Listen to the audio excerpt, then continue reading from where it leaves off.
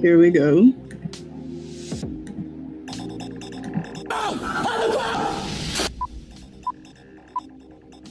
This is Frederick Lee Roberts. One Thursday evening around 5:30 p.m., he went to a gas station to check his lottery ticket. When clerk told him it wasn't winner and discarded it, he became visibly upset. He then asked her to check another ticket, but it was crumpled and torn, so she refused. His frustration escalated. He ended up throwing a ladder at her, robbing the store for all their lottery tickets, and destroying everything in sight. But I'll let you hear the full story in detail from the clerk herself. He came in the store and told me to scan a lottery ticket. At first, I was in the back changing the bills. When I came out, I hear a whole bunch of noise. He picking up sandwiches, chips, and everything. He just come and take everything and throw it on the counter and say, back this up. And I'm like, huh? Because I'm lost, like, back it up. And I was like, what do you want? He was like, oh, check this ticket, baby girl. So I checked the ticket. I said, it's not a winner. He was like, you lying, get my ticket back. I said, it's in the trash. If you want, you can go get it. And he had this ripped up ticket. He was like, check this. I said, I can't check that. It's ripped up. He said, oh, you're going to have to call the police today. I was like, I'm going to call them. So then he started coming around the corner. I said, oh, yeah, bitch, you going to call them today. I said, I'm going to call them. So once I started putting my phone on, I picked up the ladder and hit me with the ladder.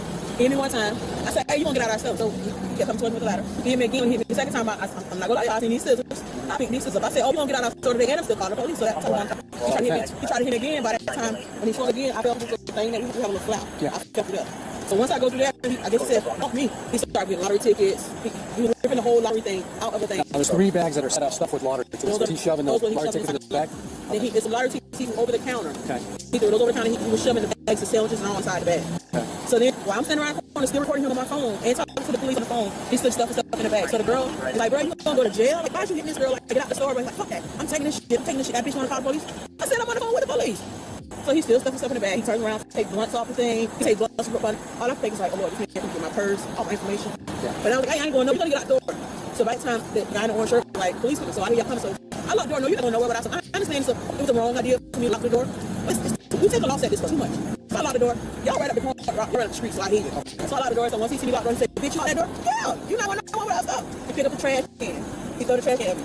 So he tries to come back to me. Now he see the police there. So he picked up this little thing that we got all these steps on. He picked up those, so I picked the trash can. He threw that at me, I throw the trash can. Once he see the police kicking the door, he runs through the back. I try to hurry unlock the door.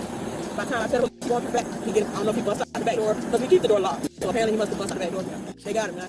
Police sure got him. Watch the moment the officer arrives at the station, while Frederick is in the middle of tearing the place apart. Through the door's locked. Hey! Get the fucking ground! Open this door! Okay, get the fucking ground! 3-3, I'm inside the mountain back. 3-3, full chase. Get on the fucking ground! You about to get tased, boy! Yeah! Get on the fucking ground now! On the ground! On the ground now! That was a good taste. And right below, no pets allowed. Honestly, these poor, I don't know if it's a gas station or whatever it is, don't make enough to deal with this. Just ghetto people. And trust me, they're disrespectful to us. They really are. 3-3, use the force, miss on the ground. I'm in the Super 8. On your stomach!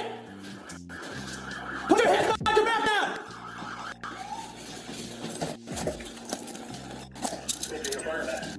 Oh no, 110. Wednesday, grab 0, Super 8. Get up. We got it. Got it backside now, Wednesday.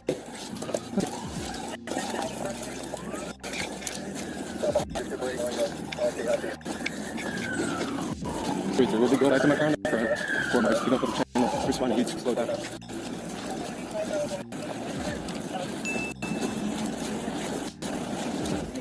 Frederick Lee Roberts was found guilty of robbery without a weapon and resisting an officer without violence. He spent 272 days in county jail. If you haven't already, make sure you check out our last video. Okay, let's go find something else.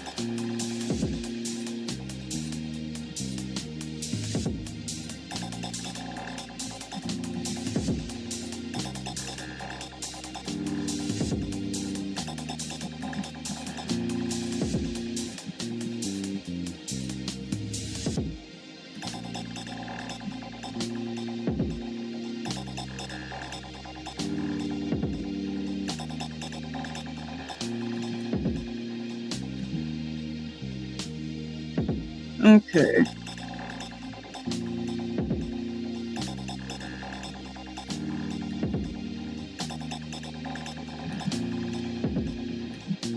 I'm almost done, by the way, so I don't want to make this too long. It's already been an hour. Then I have to cut up these videos. Dragged the girl from one side of the street to the other.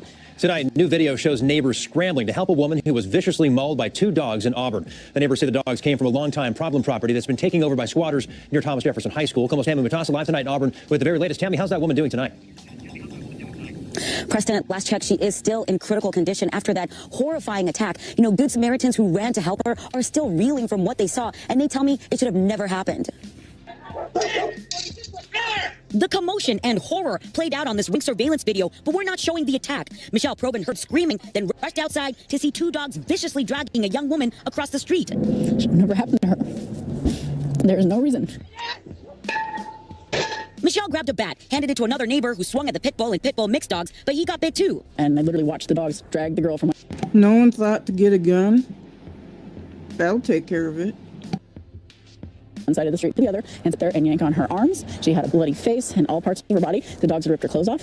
An arriving King County deputy shot and killed the pit bull after it lunged at the deputy. If I had a gun, I would have shot the dog myself. The second dog ran away, but later we were there when animal control had a tough time wrangling the dog from a house. That house, neighbors say, was taken over by squatters, and they own the dogs. Neighbors say their complaints to authorities have fallen on deaf ears. This house. Because we live in a dog-worshipping culture. So they don't care if humans are killed, humans are mauled. Don't care. They just don't care. This is a big nuisance to all the neighbors in this area. They get multiple calls, I'm sure, in a week about this house, but it seems like King County doesn't want to do anything about it. King County prosecutors say in the past they haven't had any cases referred to their office involving the dogs, though the owner has a criminal history including domestic violence assault. Prosecutors say they expect to get a felony case referred to their office later this week. We have told the county it's turning into a landfill over here. They're doing bad things. Everybody knows it. And we said someone's going to get hurt. And finally someone did. Now I asked sheriff deputies, and I'm told that house has had 2 recent calls, one for a welfare check and another for suspicious activity. Live in Auburn, Tammy Mutasa, Como News. I talked to that attorney today who filed this lawsuit on behalf of Junji Moss. She tells me that she is still working very hard to overcome the emotional trauma and the physical injuries she suffered during that attack. She's constantly needing to get repeat surgeries for the arm because dog bite injuries or crushing injuries. Junji Moss suffered a broken arm plus serious injuries to her head, legs, and torso when 2 dogs ran across the street and mauled her while she was jogging last year. But I saw the dogs drag her across the street. Michelle Provan ran to help Moss back in February. Today, the house next door to her is boarded up, and there's a new lawsuit against its owner, the dog's owners, and King County. I am happy that hopefully this will bring some sort of changes. Provan and other neighbors tell me they repeatedly called King County deputies and regional animal control each time they spotted criminal activity or dogs running loose or injuring people. On more than one occasion, dogs attacked somebody. They didn't keep them in the house. Everybody said their hands were tied, and How can your hands be tied if you're animal control? How does that happen? Because a dog owner should not have a dog if they cannot afford a fence, a strong one, and a foundation where the dog cannot dig under it. And really, if someone dies, that should be 20 years minimum.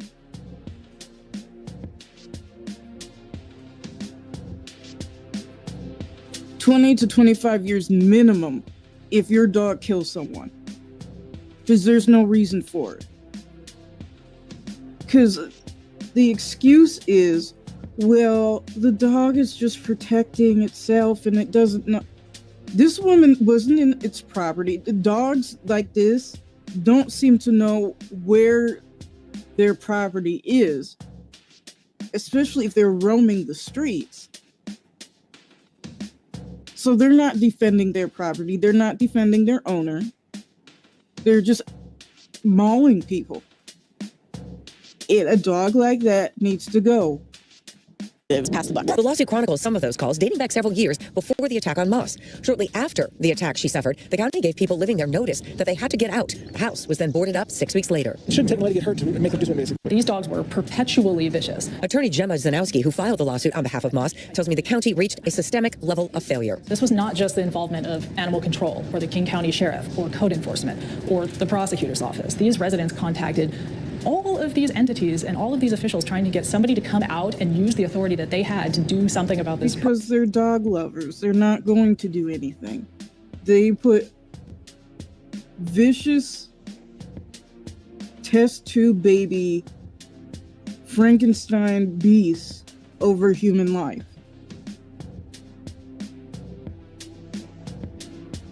Oh, well, it's the owner. Well, if he's beating on his girlfriends or whatever, or whoever it is, they didn't even say the gender. Of course the dog's gonna be violent. So even more you should do something.